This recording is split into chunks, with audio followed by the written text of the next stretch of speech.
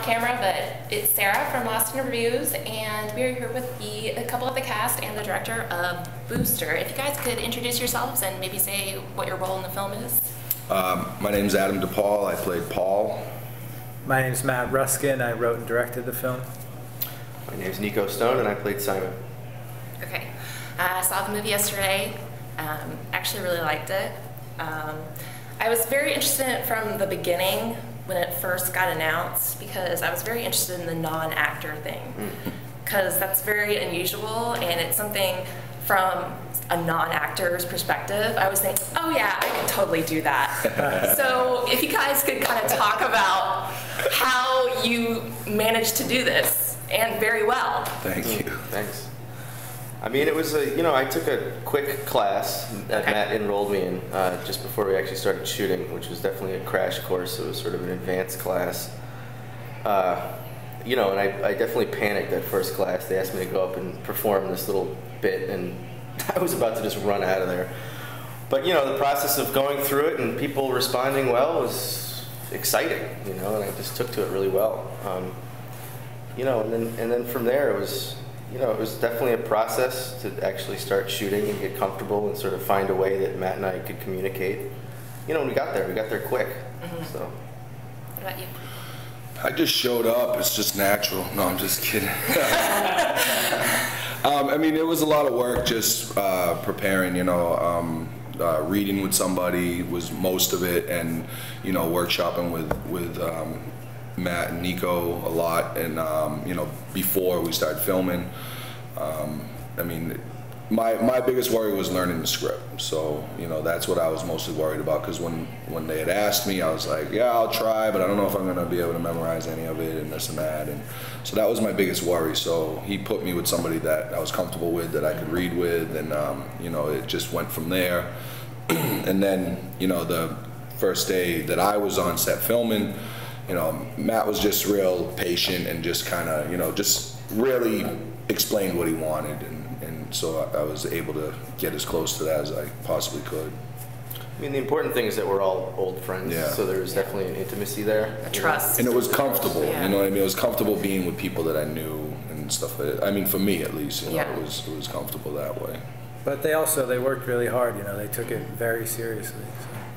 Did you ever feel like, I don't know, being with another veteran actor on set, especially you? Oh, were you terrified? I was terrified for Seymour to show up, absolutely. Yeah. And he made it even more difficult for the first hour, I think. He was just messing. I mean, it was all in good fun, but he was definitely messing with me. So that took a little while to get over. But as soon as we're rolling, it just goes. Yeah. Did you feel like, oh, I gotta get to the gym, I gotta get buff, especially you, because you have sex scenes, I think. No, I did not go to the gym and try to get buff for the movie. Show to the ladies. What was it like? I mean, a sex scene, honestly, I mean, it wasn't like total nudity or anything, but... It was intimidating, for sure. Yeah. I mean, it was like a cameraman, standing on the bed above us and shooting us, and so... Now kiss. But you let it go. You gotta be in the moment. Yeah. And she made it easy to be in the moment. Okay. That's nice. I know you talked in the Q&A yesterday about it, but can you kind of explain to us where this came from, this idea? Well, when we decided that we were going to try and make a film together, we started talking about story from day one, and we wanted to tell something that we were familiar with, and like I said last night, I was lucky enough to know a lot of different kinds of people growing up, and had heard a lot of different stories, and this was sort of a composite of some real events, and then sort of shaped and fictionalized to work for a feature film. And these guys both had a ton of input on their characters and how we shaped the story, and for us, the important part was telling something that felt like a really honest depiction of these characters and these circumstances. I mean, that's something I wanted to say too. It was like being able to, because I mean, he would come to us and ask us certain things, how would you say this, or things like that. It just felt like we had some input to or for me, it felt like I had some input in what was going on. So I mean, it helped me to really connect with it and feel like, you know, I was truly part of the process rather than just someone showing up to just say what I had to say and move on, you know, so that was helpful for me. The other thing I learned is if you point a camera at Adam and have him tell jokes, good things happen.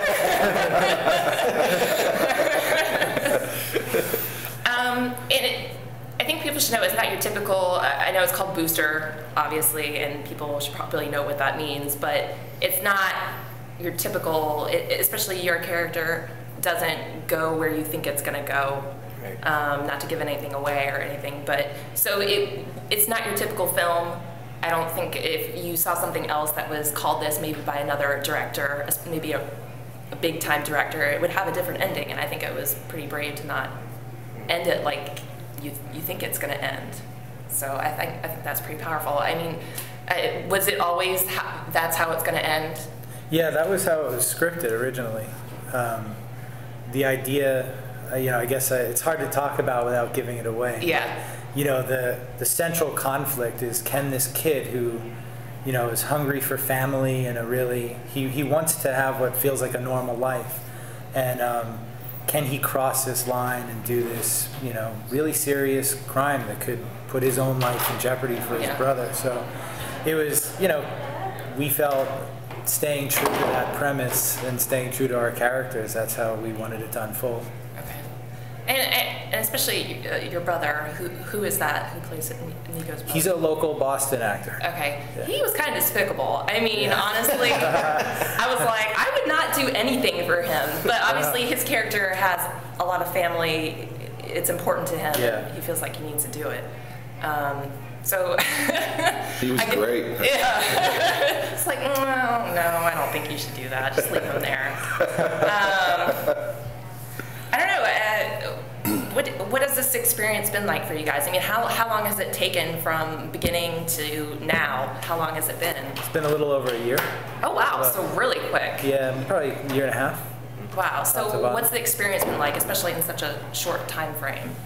I mean, we had a great time making this film. Yeah. You know, there were some moments in the edit room where my producer Troy and I were banging our heads against the wall, but we got through that. And you know, I mean, I just love collaborating with these guys and with the rest of our crew, so I had a blast doing it, you know, and I learned so much. Like, I feel like I really know so much more about filmmaking now after this. What's your background before this? I spent 10 years doing documentary films. Okay.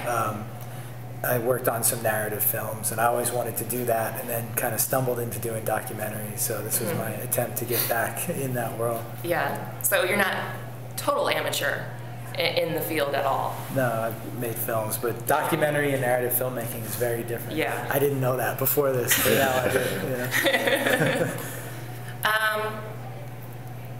What are your hopes for the film? Do you want do you want this to be just a starting point, or do you want this to blow up and be picked up, obviously, but how big do you want it?